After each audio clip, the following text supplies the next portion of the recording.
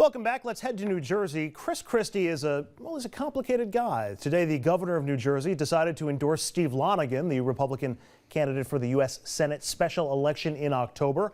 Lonegan, who is known for his conservatism, is the former state director of the anti-tax group Americans for Prosperity. Earlier this month, Lonegan took sides with Senator Rand Paul over Christie in a debate over Hurricane Sandy relief funding. He's also, I would argue, more conservative than Christie is and hits on issues with vigor that Christie doesn't want to touch. Meanwhile, yesterday, Christie signed a law banning gay conversion therapy. Even though he's an opponent of same-sex marriage, Christie said in the past that he believes gay people are born that way. I've always believed that people are born with the predisposition to be homosexual. And so I think if someone is born that way, it's very difficult to say then that that's a sin.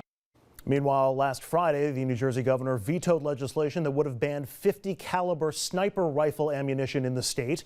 And with just a few conditions, Christie agreed to make it easier for severely ill children to participate in New Jersey's medical marijuana program. In short, it seems as though he's pulling some issues and really going to the right on some and going to the left on some others, which begs the question, he's clearly trying to have it both ways and appeal to both sides of the political spectrum. How do you do that without angering everybody else? He's being a good leader. I mean, good leaders go issue by issue. For example, on the medical marijuana, for somebody like me, that's personal because I have a son who has epilepsy, and nobody wants to see their kid fall out in those cases 100 times a day. He's going issue by issue. And we're reading everything he does, the tea leaves, because he's a major presidential candidate. Where would you say he's going far left and far right? I don't get. I see those issues. Well, I think you could argue the medical marijuana. There are plenty of conservatives. There are plenty of conservatives out there who don't want medical marijuana. Libertarians before it. So where do libertarians fit on the spectrum? And on the conservative side, it's not just a left issue. Is what no, I'm saying. I understand. And there's a wraparound from both. You know, there's and a lot of of 50 caliber guns. You're not talking about major issues with the NRA on that one. Sniper rifles, and he vetoed it. But what I'm getting at is, he's saying I'm not touching that issue. He let it go. No, he vetoed. Right, because he put his own legislation through that the legislature wouldn't pass. He said, "Hey guys, here's what I have for you. This is what I want you to do." They don't want to do it. I gave you my legislation. That's your choice. So what did he? I don't see where he went far right on that issue either, because he gave his own legislation. All right, the appeal to both sides, as opposed to necessarily going to the far. Will you give me that much? No. What about what's behind door number 3?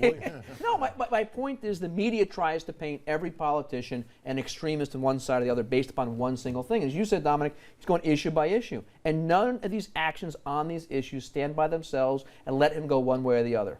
Like I'm saying, he had his own gun legislation. He said, here, guys, vote on mine. I'm not going to pass yours. Where does that go against Second Amendment? Where does that make him pro-gun or anti-gun? Well, it's all right.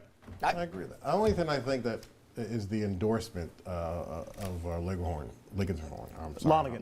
Sorry. Yeah. I mean, that certainly, I think, the particulars of doing that as a very conservative senator who's made some very interesting statements, I think that was pretty controversial for him to endorse it. I disagree with that too. Well, here's the reason why. Let's think about this. He's a Republican. Christie's running. What's Republican base going to think if he endorses a Democrat or does support him? And what are they going to think outside of New Jersey? He had to endorse Lonegan. It's not controversial. I mean, I understand what you're saying, but let's remember, he's boys with the mayor of Newark, New Jersey. They are boys. So you got to endorse the candidate. It's always been how you endorse somebody. Do you just endorse them and say, hey, I endorse them, or do you actively campaign with them? And that's what I'm talking about. That could be controversial. Up next on RFL, he said shifting subjects, if the panel would let him. Who do you think are the wealthiest lawmakers in Washington? We're going to have the answers after a quick break. Stay with us.